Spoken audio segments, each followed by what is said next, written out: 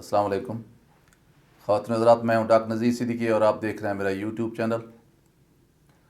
पाकिस्तान में सियासी मंजरनामे में बड़ी तेज़ी से तब्दीलियाँ रूनुमा हो रही हैं। जब से 13 दिसंबर का PDM का लाहौर का जलसा हुआ है, उसके बाद इस अपोजिशन अलायंस के अंदर अब तक काफ़ी दरारें पड़ चुकी हैं, जिसके बज़ाहिर हम JUI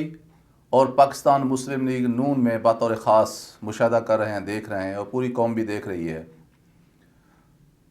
इस जलसे के बाद ये तवक्को की जा रही थी कि लॉन्ग मार्च के हवाले से या इज्तिमाई तौर पर रिज़ाइन देने के हवाले से कोई फ़ैसला जल्द ही कौम के सामने लाया जाएगा, लेकिन अभी तक अपोजिशन हल्के तज़ब्ज़ब का शिकार हैं और उनकी सोच में, ख्यालात में या लाहे अमल में कोई क्लैरिटी कौम को नज़र नहीं आ रही, बल्कि अब इन पार्टियों के अंदर तकसीम का अमल शुरू हो चुका है। मिसाल के तौर पर पाकिस्तान मुस्लिम लीग नून को देख लें, जो JUI के साथ, मौलाना फजल रहमान के साथ मिलकर रिज़ाइन के हवाले से या लॉन्ग मार्च के हवाले से या इस्लामाबाद जाकर धरना देने या हुकूमत गिराने के हवाले से बड़ी यकसू थी,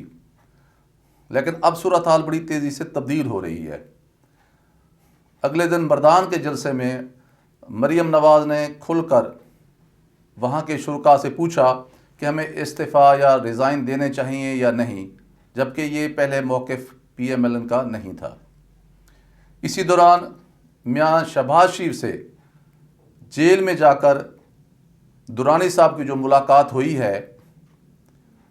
वो भी बड़ी अहमियत की हामिल है, जिसके दौरान मियाँ शहबाज शरीफ ने कहा है कि मैं जेल के अंदर तो रहकर कोई किरदार अदा नहीं कर सकता।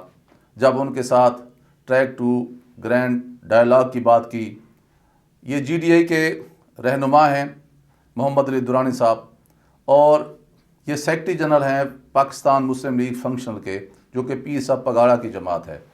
और पूरा पाकिस्तान जानता है कि पीर साहब पगाड़ा इस्टेब्लिशमेंट के साथ कितनी उनकी कुर्बत है और ये पूरी तारीख़ है। तो 3-4 नुकात उनके साथ डिस्कस किए गए और हालात ही बता रहे हैं कि मियाँ शहबाज शरीफ साहब की जो सोच है, अगरचे वो पहले भी मियाँ नवाज शरीफ की सोच से मुख्तलिफ थी, लेकिन अब जहाँ हालात पहुँच चुके हैं, अब उन्होंने खुल कर ये सोचना शुरू कर दिया है कि मुझे कोई ज़िंदगी का, अपनी फैमिली का या अपने जो उनके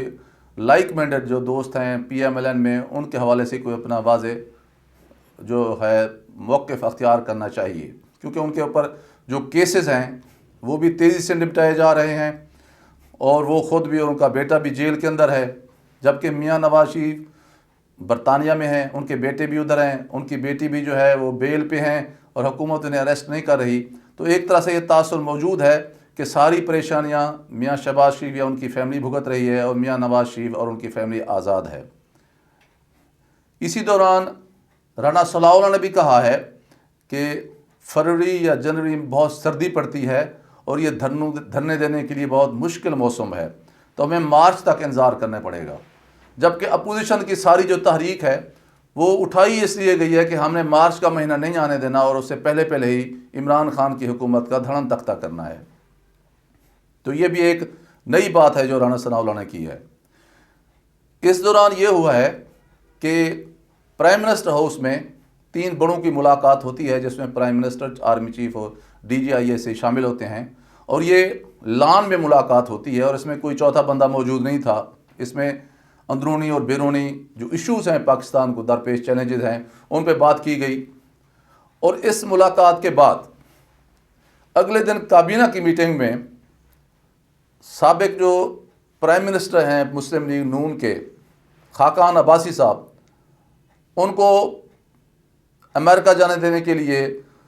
जो कंट्रोल एग्जिट लिस्ट है CEC, उसमें से भी निकाल दिया जाता है और 15 दिन के लिए उन्हें अमेरिका जाने की भी इजाज़त दे दी जाती है। ये एक बड़ा गैर मुतवक्के इक़दाम है जो हुकूमत की तरफ से उठाया गया है। तो बहुत सारे हल्के इसको PMLN के अंदर मौजूद जो राय का इख्तलाफ है उससे जोड़ रहे हैं, या कहीं ना कहीं इस्टेब्लिशमेंट की इस सोच के साथ नथी किया जा रहा है कि इदारों की ये कोशिश और ख्वाहिश है कि PMLN के अंदर तकसीम के प्रोसेस को मज़ीद स्पीड अप किया जाए। جہاں تک ان خبروں کا تعلق ہے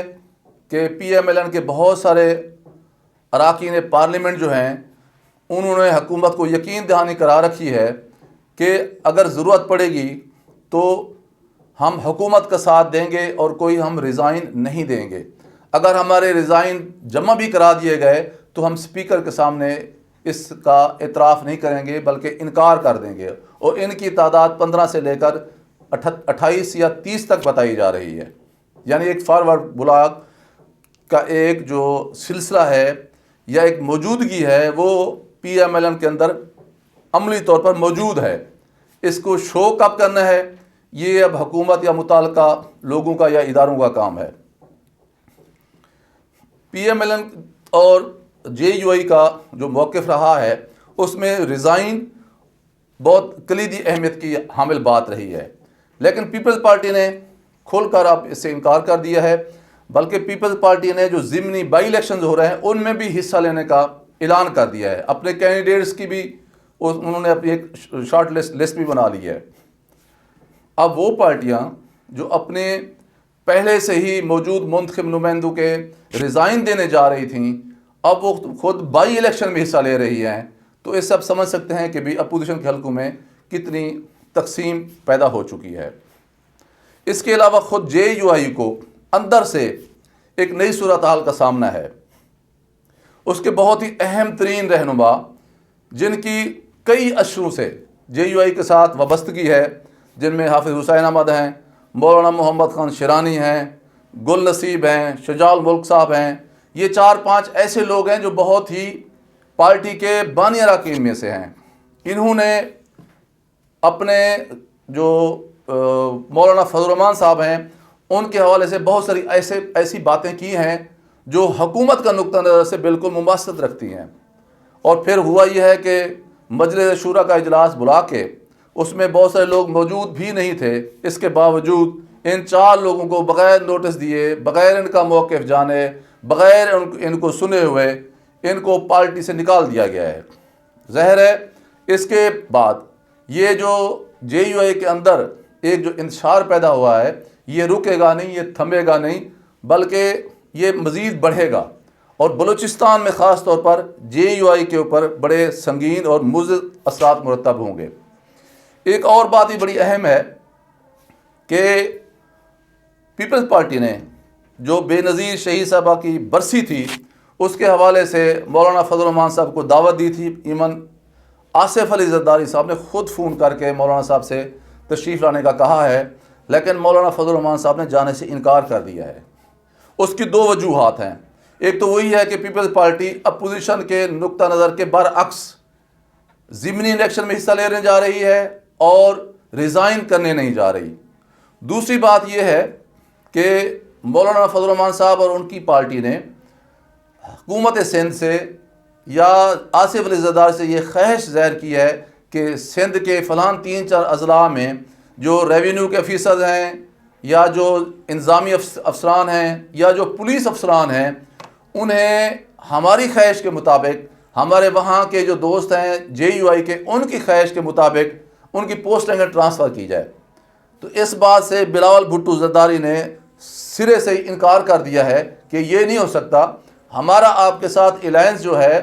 وہ پی ڈی ایم کے ساتھ وہ ایک اور نقطے پہ ہے کہ ہم اس حکومت کے خلاف ہیں. یہ نہیں ہو سکتا کہ حکومت سندھ میں ہماری ہو اور ہم آپ کی خواہش کے مطابق ضلعی یا انتظامی یا ریونیو کے یا پولیس افسران کو تبدیل کر دیں. اصل میں اگر آپ غور سے دیکھیں تو سندھ میں یہ صورتحال ہے کہ جہاں تک اربن سندھ کا تعلق ہے وہاں پیپلز پارٹی کا مقابلہ ایم کیو ایم سے ہوتا رہا ہے اور اب پی ٹی آئی کے ساتھ بھی ہوا ہے. جہاں تک رورل سندھ کا یا دیہی سندھ کا تعلق ہے وہاں پیپلز پارٹی اور جے یو کا ہمیشہ آپس میں مقابلہ ہوتا ہے, قریب مقابلہ ہوتا ہے, اگرچہ پیپلز پارٹی ہمیشہ جیت جاتی ہے. تو پیپلز پارٹی کے وہ لوگ جو منتخب ہو گئے ہیں وہاں سے M P A M N A بن گئے ہیں اور وہ جے یو آئی کے M P A M N A کے کینڈیڈیٹس کو ہرا کر منتخب ہوئے ہیں, وہ کس طرح یہ برداشت کر سکتے ہیں کہ ہماری ترجیحات کی بجائے جے یو آئی کے جو شکست کھا چکے ہم سے امیدوار ان کی رائے کے مطابق انتظامی افسران کو تعینات کیا جائے یا ان کی پوسٹنگ یا ٹرانسفر کی جائے. تو ظاہر ہے بلاول بھٹو زرداری نے اسے سرے سے انکار کر دیا ہے، جس پر مولانا بہت خفا ہیں، اور دوسری وہ پہلے بھی آپ کی خدمت عرض کی ہے کہ ریزائن دینے کے حوالے سے. تو یہ ساری باتیں آہستہ آہستہ ایک نقطے پر پہنچ کے یہ قوم کو میسج دے رہی ہیں کہ پی ڈی ایم جو ہے وہ اپنی اڑان بھرنے سے پہلے ہی اس کی جھاگ کی طرح بیٹھ گئی ہے، اور ان کی رہی سہی جو بھرم یا تھا وہ بھی اب ختم ہوتا جا رہا ہے. پی ایم ایل این کے درمیان مزید تقسیم کی خبریں آ رہی ہیں، اور وقت گزرنے کے ساتھ ساتھ وہ اس لیے کمزور ہو رہی ہے کیونکہ مولانا فضل الرحمان صاحب ہوں یا پی ایم ایل این کی نون کی قیادت ہو، انہوں نے اداروں کے خلاف جو ایک نیریٹو اپنایا ہے، اور جس طرح ان کے خلاف ہرزہ سرائی کی ہے،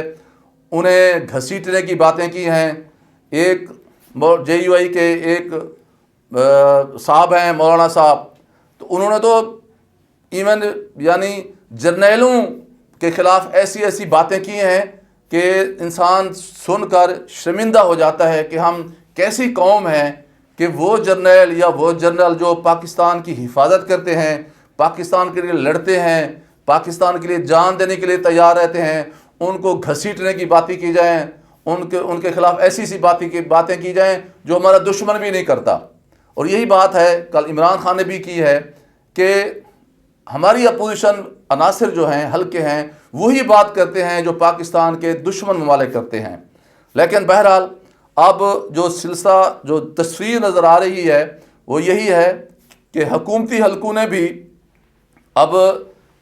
یہ ایک پالیسی اختیار کی ہے کہ وہ